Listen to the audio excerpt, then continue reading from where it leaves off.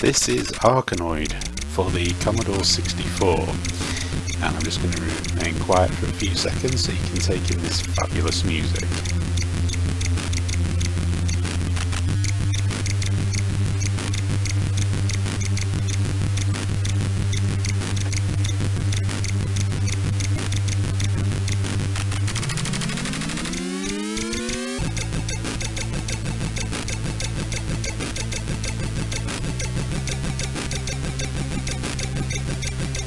Okay, so what you're about to witness now is possibly the world's worst display of playing this game.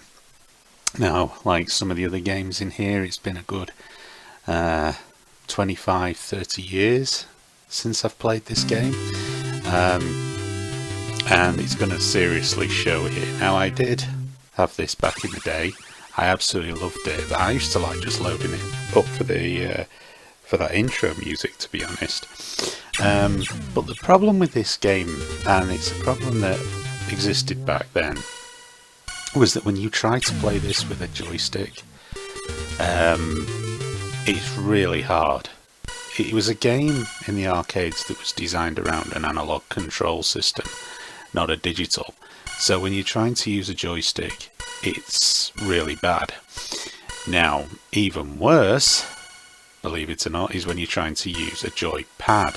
It's even more imprecise, and it really does show in how rubbish I am playing this game. I found it really tough going, and I changed it to keys, and that was even worse, because whoever set the keyboard up on the Commodore 64, the key controls to this game, was a mentalist. They bound it to the cursor keys. Now, on a normal PC keyboard, that's fine because you have 4 cursor keys. You have your up, down, left and right keys. On the Commodore 64, there was only 2. So you had 1 key for up and down and 1 key for left or right. How you instigated the opposite direction was by hitting the shift key. So for some reason, and I should have got that, by the way, because that was a level skip. With this, what they decided to do was bind it to the cursor key, and that's not a slip of the tongue, cursor key. So the left and right control of the bat is bound to the left and right cursor key, which means to go into the opposite direction, you need to hold the shift key. You're not playing this game using a keyboard.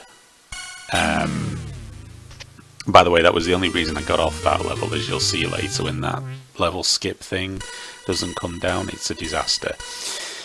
So, unless you had paddles, which you could get back in the day, but I didn't have any, it was really difficult to play a game like this. This game was built around a paddle controller. I believe you can set up a mouse to be a Neos mouse. Now, I did have a Neos mouse back in the day, but I couldn't get on with that too well for this game, because I'd played the game for that long with a joystick. I actually got quite familiar with that. You can see here, you have Neos mouse, joystick, keyboard, paddles, and you also have 1-2 player. So I think here did I try the keyboard here and it was a complete catastrophe? I think I did. Anyway, so the game itself, it's actually a great game. It's a great arcade conversion. I mean, visually and sonically, this game is brilliant. Yeah, this is where I discovered that I had to use the shift key to move the paddle to the left, or the bat, whatever you call it, to the left. I think it's called the Vorse Craft. And this was when my mind just boggled at whoever came up with the control system here, because seriously, why would you do that? You have an entire keyboard. You could have used the ZX keys, you could have used the N and M keys, you could have used QW, you could have used OP. You just had not an infinite combination of keys, but certainly a great combination of keys. So why you would choose 1 cursor key and the shift key to change the direction, God only knows. The guys who made this game are there up on the screen, they're the ones responsible for doing that to us. However, yeah, going back to this, playing it with a D-pad I found that even more of a challenge. Now, there were other issues with Arkanoid as well that weren't just based on me being irrevocably crap at the game. Some of the other problems with the game included pretty dodgy collision detection between the power-ups and also the ball and the bat. Sometimes, especially if it was going towards the edge of the bat, the ball would pass through or the power-up would pass through. Other times you can see there the player is completely incompetent and rubbish and somehow moves the bat out of the way when he was going to catch the ball. But yeah, that was really an issue with this game, was it was kind of fussy. The collision detection was fussy, and in a game like this that can be quite problematic, because precision and responsiveness are absolutely critical to the playability. And you know, when you cap it off with somebody who looks like they're playing this game with their feet and not their hands, yeah, you know, you do start to see the possibilities here of how it can be quite a ridiculous challenge. But back in the day with a joystick, I used to be able to get quite far into the game. You know, with a lot of practice, you do get familiar with the controls. I mean, here, me just playing through this to capture it, it wasn't going to happen. It's going to take a long time for me to adapt to the D-pad on the controller in order to be able to get any kind of precision. It's not so bad when the ball's travelling as slow as this, but when it starts to go quicker, it starts to become nigh on impossible.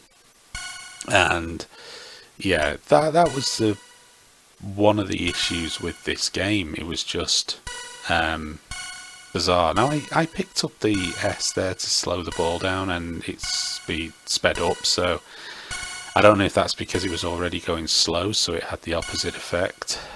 I don't know. But yeah, the extending the bat is certainly something that's important. As you can see there, the problem there was I went to get the E, realised I wasn't going to get it. You press the button to go back the other way, and the bat thing just flies, because you don't have that precision that you get with an analog controller. Now, I did switch the control of the bat to the analog stick, hoping that would help, but it didn't really help, because although that is analog, it still lacks that precision that you get with a paddle. And the game really was designed around that. In the arcades, it was designed around having that sort of control, the ability to, you know, move slightly incrementally. And that is, again, possibly with practice with an analog stick, you could get there, I suppose. But, you know, I was doing this on the fly while I was playing the game. I was so desperate to not come across as completely shit while playing this, and obviously, as you can see, I failed dismally. But yeah, but I mean, in spite of that, this game is a huge amount of fun. You know, it is very addictive, and especially once, as I say, you start to get familiar with the control system, it does start to become more addictive. You do start to get into it a lot more.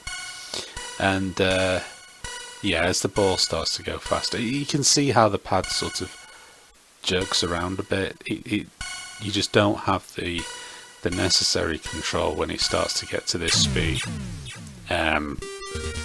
to do it properly without practice. I'm going to emphasize that, because there'll be people out there that know how to play this game really well, that will know and say, well, you know, I can do it, and I appreciate that, but you didn't get there without practice, let's put it that way.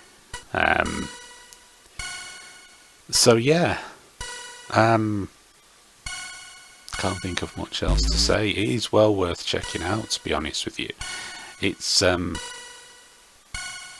it's one of those games that was, it's very simple. I mean, obviously it's a Breakout clone, but obviously it's not just a Breakout clone. It's been ramped up quite a bit, but that's obviously where the inspiration comes from.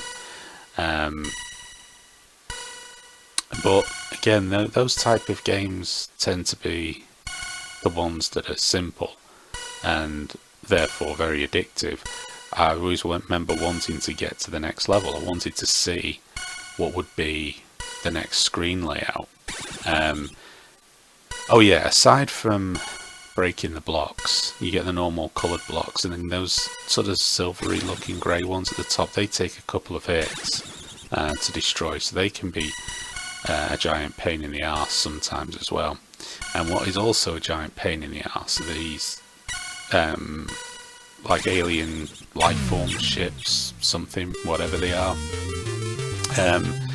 They're a pain in the arse really for the main reason they can't kill you directly, but what they do is they can, if the ball comes in contact with them, it can change the trajectory of the ball, and sometimes it can fire it off at a silly angle and almost make it impossible for you to get hold of, especially the further down the screen they become. The farther they get down there, the harder it is for you to be able to adjust the bat to compensate for the fact that they've basically put the ball into a direction that is well away from the bat. You do get points for blowing them up, but as I say, they can be a pain. And also on this level in particular, they're not easy to see when you're trying to focus on the ball and the bat. They can be a bit of a pain in the arse to catch hold of, and sometimes while you're focused on that,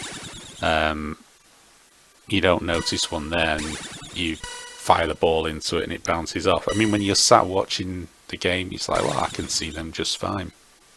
But actually, when you're playing the game and you're trying to concentrate on getting the ball where you want it to go, you can kind of lose them out in your periphery of your vision, where your main focus isn't. So yeah, and as you can see, this is now going absolutely mental, and that's an example of them catching you out and basically ruining your day. But anyway, this is Arkanoid for the Commodore 64, and few issues aside, it is well worth checking out. It's a lot of fun. I was getting a bit mad playing this again because it can get frustrating.